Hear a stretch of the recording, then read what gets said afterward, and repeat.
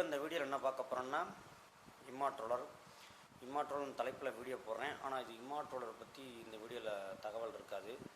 ஆனால் இந்த வீடியோவில் பேச போகிற தகவல் என்ன பார்த்திங்கன்னா, ஸ்ரீமதி வழக்கை பற்றி தான் பேச போகிறேன். ஸ்ரீமதின்ற பொண்ணு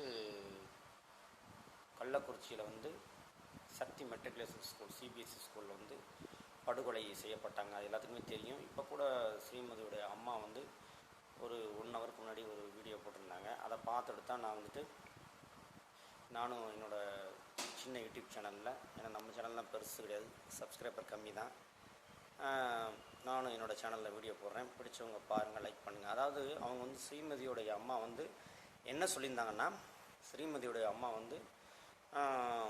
இந்த குற்றத்தில் குற்றவாளியாக இருக்கக்கூடியவங்களை ஏன் இது வரைக்கும் எதுவும் கைது செய்யலை, ஸ்கூல் ஓனர் அவரை ஏன் இன்னும் கைது செய்யாமல் இருக்காங்க, ஏற்கனவே ஒரு முறை கைது செஞ்சுட்டு அப்புறம் ஏன் விடுதலை பண்ணிட்டாங்க, இதில் யார் குற்றவாளின்னு ஏன் கண்டுபிடிக்க முடியல, நிறைய பணம் செலவு பண்ணுறாங்க, 2 எம்எல்ஏக்கு 30 லட்சம் 60 லட்சம் செலவு பண்ணியிருக்காங்க, அந்த ஸ்கூலில் கலவரம் நடந்தப்போ நிறையா போலீஸ் அந்த ஸ்கூலுக்கு அனுப்பி பாதுகாப்பு கொடுத்துருக்காங்க, நிறையா செலவு பண்ணியிருக்காங்க.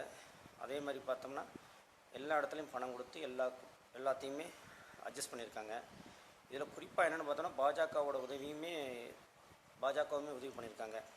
அதாவது தமிழ்நாட்டில் அந்த பிரேத பரிசோதனை ரிப்போர்ட்டை பண்ணியிருக்காங்க. ஆனால் திருப்பியும் இன்னொரு டைம் பிரேத பரிசோதனை பண்ணணும் ஸ்ரீமதியோட உடலை அப்படின்னு சொல்லி புதுச்சேரி கூட அனுப்பியிருக்காங்க, பாண்டிச்சேரிக்கு. அங்கேயுமே துணைநிலை ஆளுநர் யாருன்னு தெரியும் உங்களுக்கு, பிஜேபியில் இருக்கக்கூடியவங்க தான், நம்ம தமிழ்நாட்டை சார்ந்தவங்க தான்.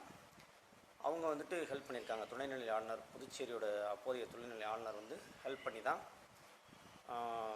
குற்றவாளி யாருன்னு சொல்லக்கூடாது, பிரேத பரிசோதனை ரிப்போர்ட் தமிழ்நாட்டில் பண்ணது கரெக்டு தான் அப்படின்னு சொல்லியிருக்காங்க. ஸோ இந்த அளவுக்கு அதில் இருக்கக்கூடிய மர்மங்களை மூடி மறைச்சிருக்காங்க அந்த கொலையில்.